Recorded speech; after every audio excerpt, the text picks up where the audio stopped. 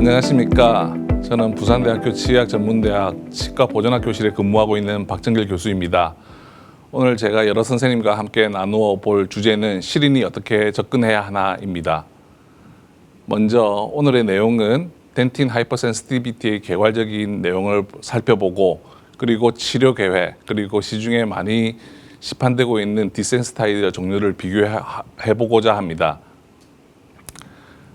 우리가 하이퍼센시티비티, 치과에서 덴틴 하이퍼센시티비티라는 것은 일종의 내과의 감기와 같이 너무나 흔한 증상입니다. 우리가 덴틴 하이퍼센시티비티라고 하면 우리가 여러 외부 자극에 의해서 일시적으로 치아가 폐인과 같은 증상을 느끼는 것을 정의로 하고 있습니다. 우리가 덴틴 센시티비티라는 용어가 덴틴 하이퍼센시티비티라는 용어가 있는데 무엇이 옳은가? 우리가 일반적으로 덴틴 센시티비티를 더 적절하다고 보고 있습니다. 왜냐하면 하이퍼센시티비티라는 것은 정상 덴틴과는 다른 어떤 치수의 특정한 반응을 하이퍼센시티비티라고 얘기를 하기 때문에 우리가 덴틴이 익스포저 되면 누구나 노멀 리스판스로 센시티비티를 느끼기 때문에 하이퍼 센시티비티라는 용어보다는 덴틴 센시티비티가 더 맞는 용어임에도 불구하고 현재에서 많은 치과 의사 선생님들이 대부분 덴틴 하이퍼 센시티비티를 쓰고 있습니다. 그래서 이런 덴틴 하이퍼 센시티비티는 우리가 외부적인 자극, 열적 자극이나 또는 촉진 또는 외부의 화학적인 물질에 의해서 일시적으로 샤프하게 페인을 느끼는 그런 것으로 특징 지어질 수 있습니다. 대부분 우리가 서비칼 마진 부위에서 증상을 많이 느끼게 되는데 대부분 페이셜 서피스에서 주로 센시티비티를 느끼게 되고요. 그리고 특히나 치주 환자의 경우에 72에서 98%로 많은 센시티비티를 보고하고 있습니다. 가장 흔한 환자의 나이는 20에서 40세 정도의 그런 나이에서 많이 호발하고 있고요. 특히나 덴티널 튜블이 더 많고 넓은 위치에 그런 센시티비티를 더 많이 느낄 수 있습니다. 흔히 남성보다는 여성이 더 많이 느낀다고 합니다. 우리가 센시티비티를 가장 많이 느끼는 치아는 프리몰라가 가장 많이 느껴지고요. 그 다음에 인사이저, 캐나인, 몰라 이런 순으로 나누어지고 있습니다. 우리가 센시티비티를 느끼는 그 원인은 결국 덴틴이 익스포저 됐기 때문입니다. 이 덴틴이 익스포저 되는 이유는 우리가 치아 삭제 동안 그런 익스포저가 될 수도 있고요. 그 다음에 어브프랙션이나 어트리션, 일로전을 통한 그런 NCCL 경우에 에나멜 로스로 인해서 덴틴이 노출될 수도 있고요. 그 다음에 루트 부위의 징지발 리세션을 동반한 루트 덴틴의 노출이나 시멘툼의 로스로 인해서 결국 덴틴이 익스포저 되었을 때 센시티비티를 느낄 수 있습니다. 그림처럼 결국 덴틴이 노출되게 되면 결국 덴티널 튜블이 익스포저 되기 때문에 이 튜블을 통해서 임상적으로 센시티비티를 느끼게 되는 것이죠. 이 센시티비티를 느끼는 메커니즘은 여러 선생님들이 잘 알고 계시는 하이드로다이나믹 티어리입니다. 이 하이드로다이나믹 티어리라는 것은 덴티널 튜블 안에 플루이드가 존재하는데 이 플루이드의 유체의 이동이나 디스터번스 때문에 결국 생긴다는 것이죠. 이러한 그 상하세관액의 변화는 결국 펄프 속에 있는 바로 리셉터가 인지하게 되고 이것이 신경적으로 자극을 전달하게 되어서 우리가 센시티비티를 느끼게 됩니다. 결국 우리가 외부 자극에 의해서 익스포즈드 덴틴의 상황에 이르게 되면 그 안에 있는 튜블 안에 있는 액들의 이동으로 인해서 결국 이런 증상들을 느끼게 되는 것이죠. 이런 하이드로다이나믹 티어리에 의한 미케니컬한 자극들은 어떤 것이 있냐면 우리가 치아 삭제한 이후에 결국 에어를 통해서 에어를 불게 되면 덴틴의 디하이드레이션이 생기게 되고 결국 이런 디하이드레이션으로 인해서 캐필러리 액션에 의해서 안에 있는 플루이드가 이동하게 됩니다. 또한 우리가 치아 주위에 찬 것이나 뜨거운 것을 먹게 되면 펄프 쪽 또는 펄프와 먼 쪽으로 플루이드 이동을 하게 되어서 이 역시 자극이 되어서 센시티비티가 생길 수 있습니다. 우리가 쉽게 모식을 보시면요, 저런 치아가 있습니다. 치아의 서비칼 지역에 덴틴은 에나멜에 덮여 있지만 이 에나멜이 일부가 이렇게 소실을 하게 된다면 덴틴이 노출하게 되고 노출된 덴틴 안으로 덴티널 튜블도 노출되게 됩니다. 이러한 튜블이 노출된 상황에서 우리가 뜨거운 것을 먹거나 차가운 것을 먹게 되면 치수 쪽 또는 치수 바깥쪽으로의 그 상하세간액의 이동을 야기하게 됩니다. 이러한 이동으로 인해서 센시티비티를 느끼게 되는 것이죠. 그래서 덴틴 하이퍼센시티비티라는 것은 결국 덴틴이 노출되어야 되고 그 다음 과정으로 노출된 덴틴 속에 있는 튜블이 오픈되어야지만 센시티비티를 느낄 수 있습니다. 덴틴이 노출되는 것을 리전 로컬리제이션이라 하고 덴티널 튜블이 오픈되는 것을 리전 이니시에이션이라고 우리가 얘기를 합니다. 이런 센시티비티를 치료하는 방법은 간단합니다. 튜브를 막아주면 되는 것이죠. 그 다음에 튜블이 혹시 열려 있다 하더라도 우리가 뇌까지 전달되는 신경을 무디게 만들거나 덜 반응하게끔 만들어주면 결국 센시티비티를 덜 느끼게 되겠죠.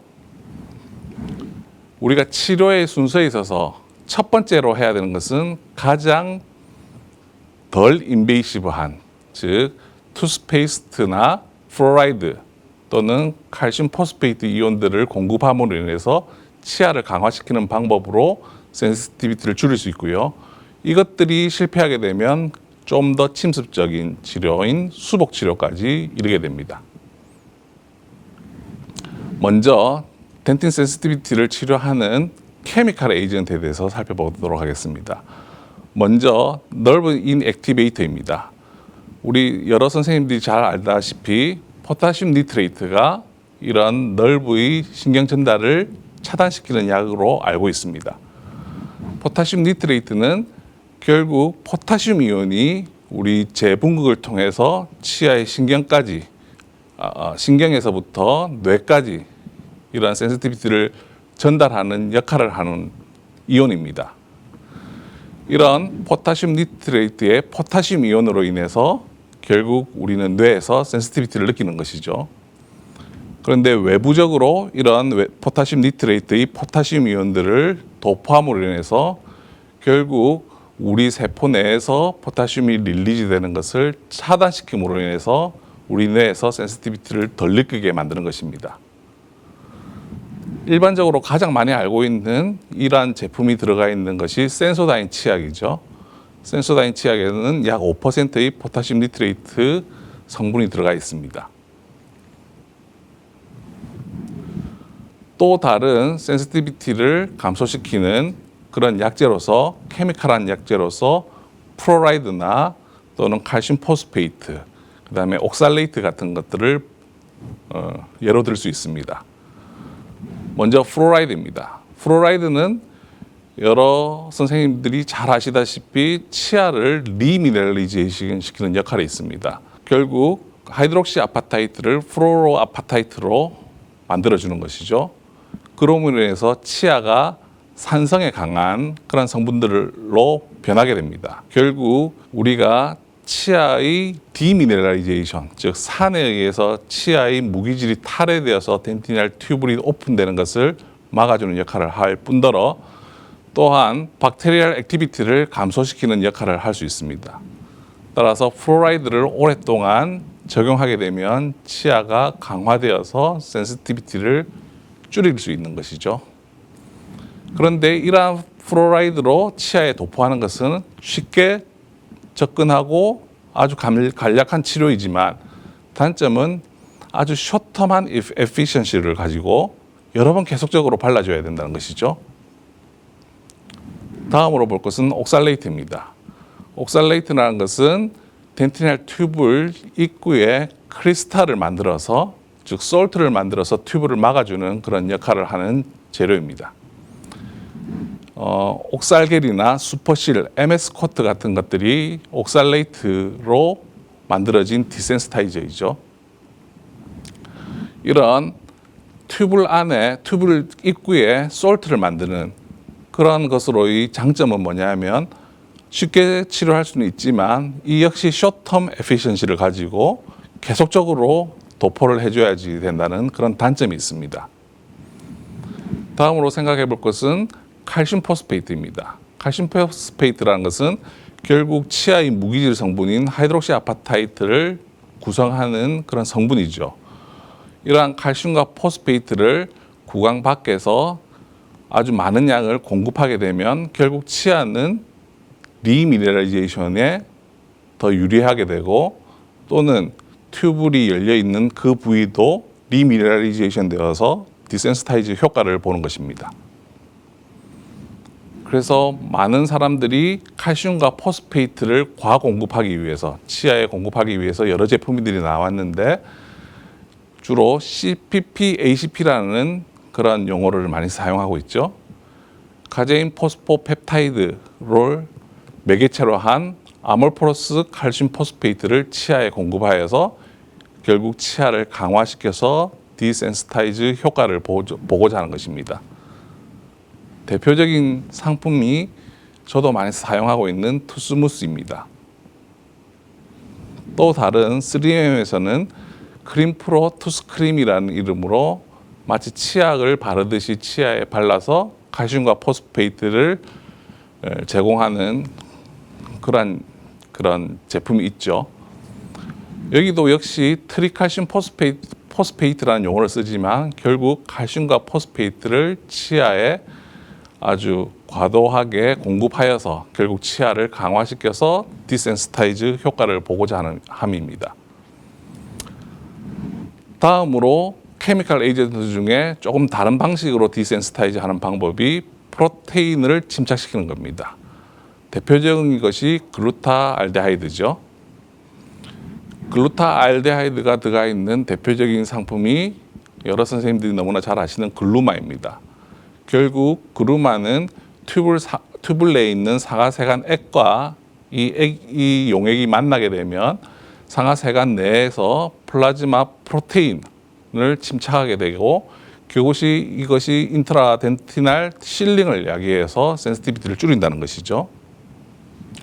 결국 저러한 그림처럼 노출된 덴틴 위에 저러한 약재를 도포하게 되면 이 약재가 튜블 내로 침투하게 되고요.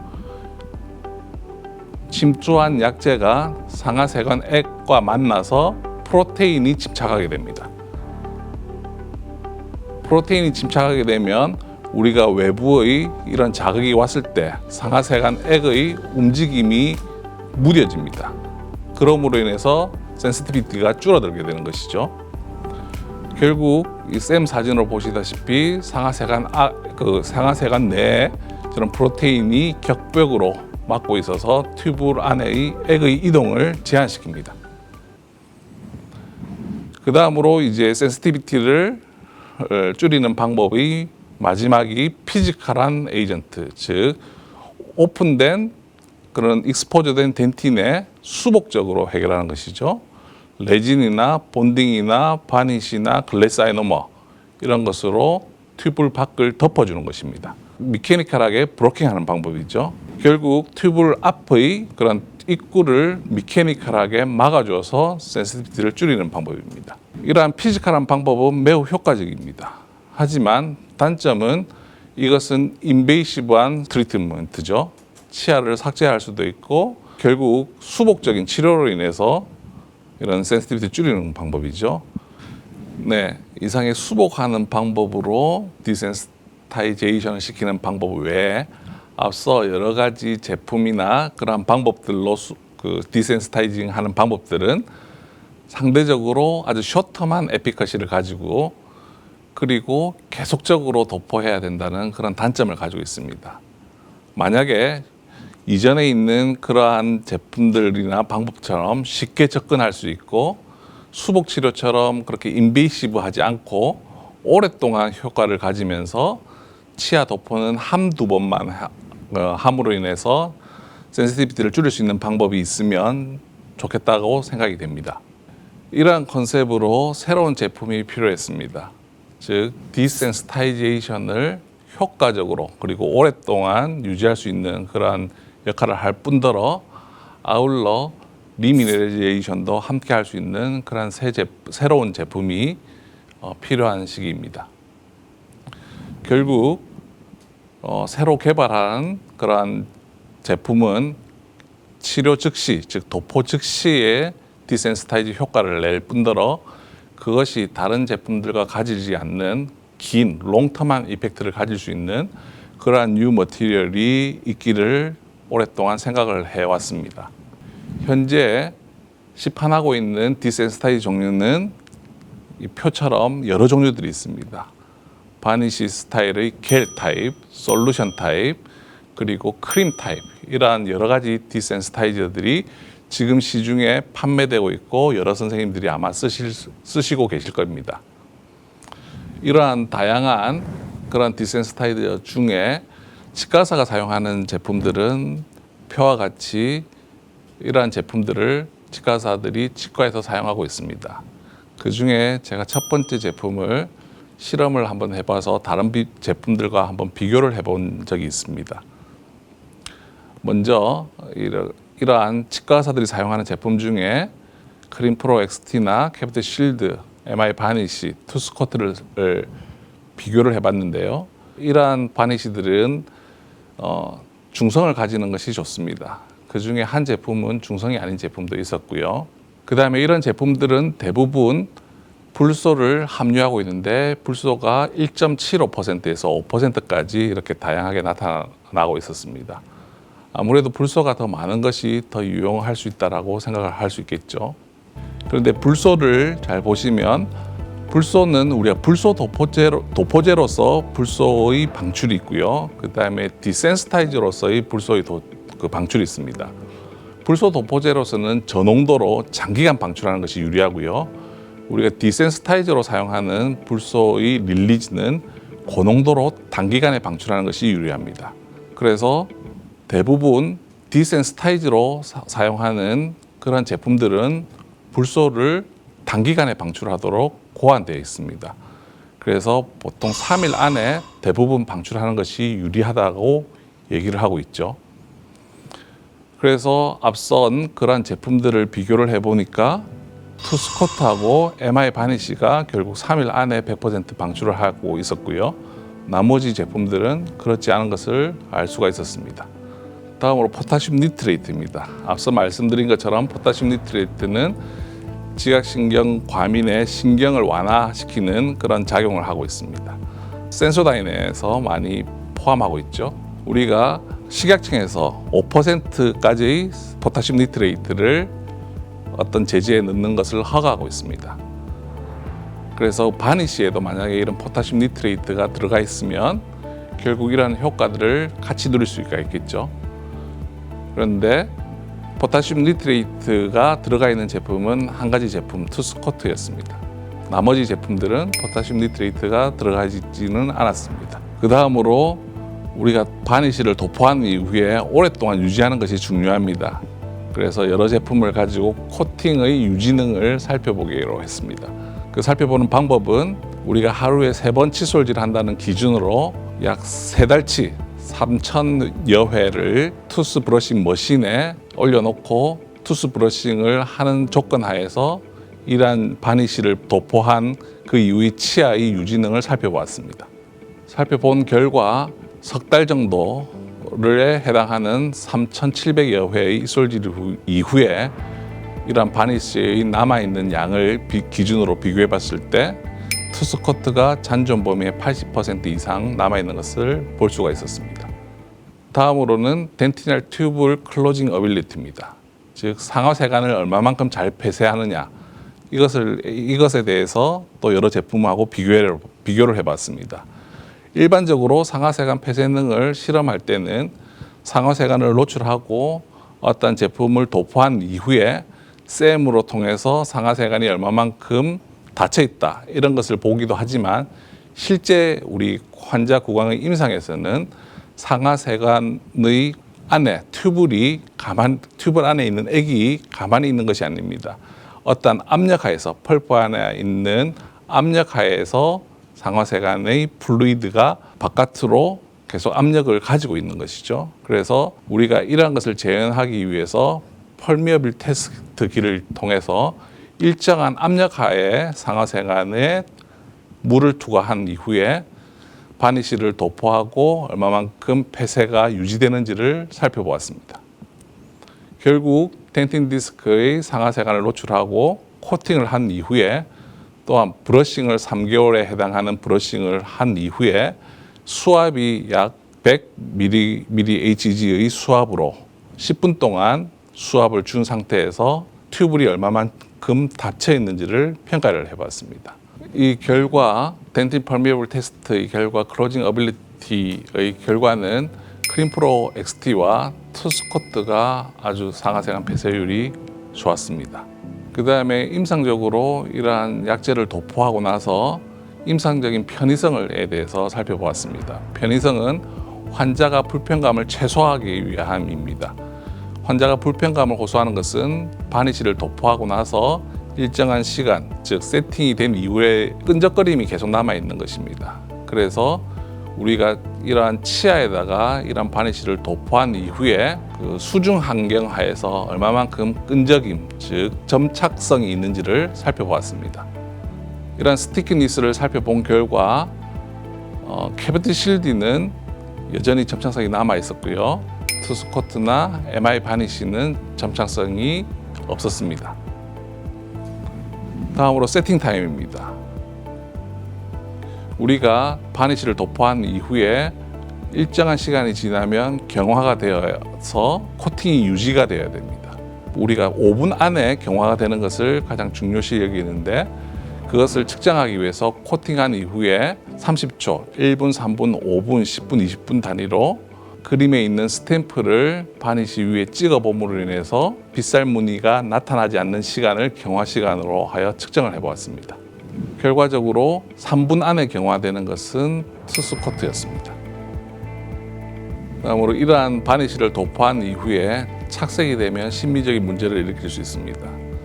따라서 여러 제품을 도포한 이후에 착색 물질에 담근 후에 색상 변화를 평가했을 때 여러 제품에서 색상 변화가 나타나는 것은 없었습니다.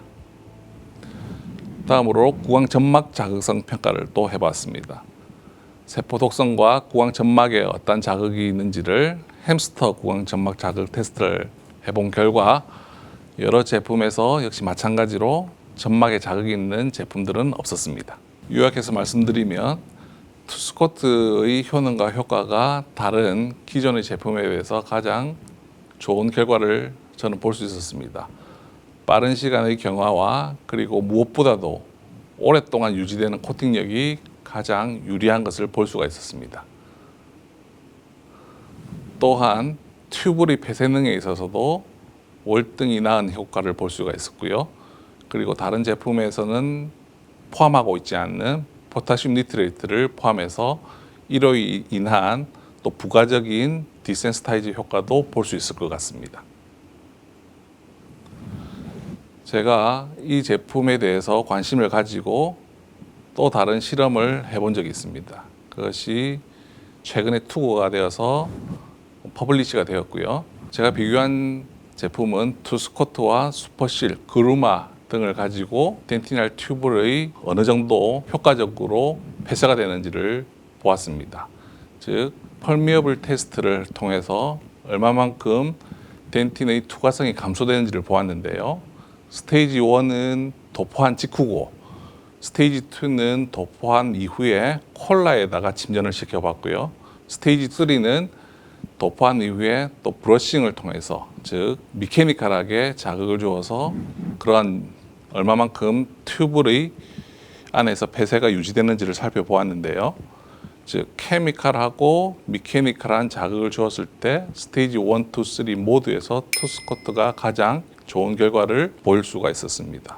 다음으로 치과 의사가 도포하는 그런 디센스타이저 외에 환자 스스로 할 수 있는 디센스타이저에 대해서 말씀을 드리고자 합니다.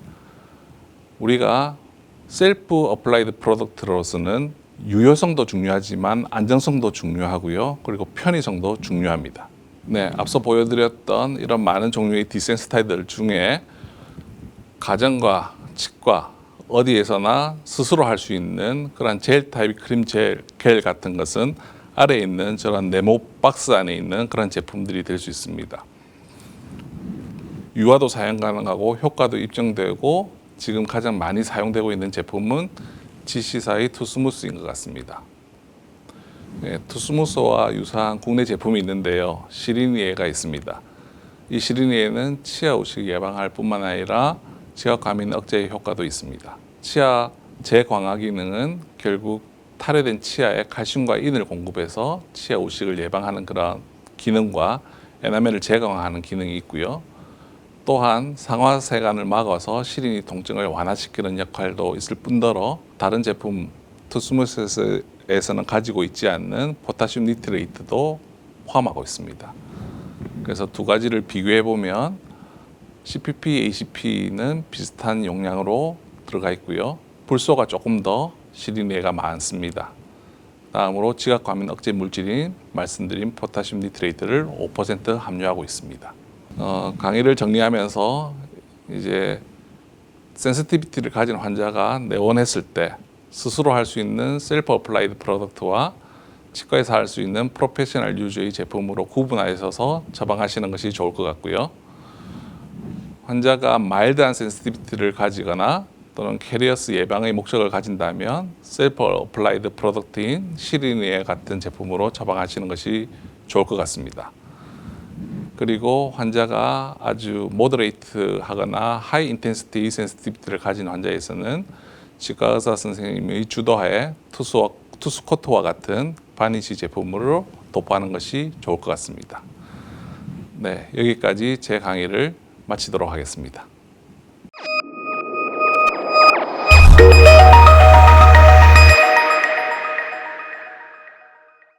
오늘 강의에 관련된 질문을 살펴보도록 하겠습니다.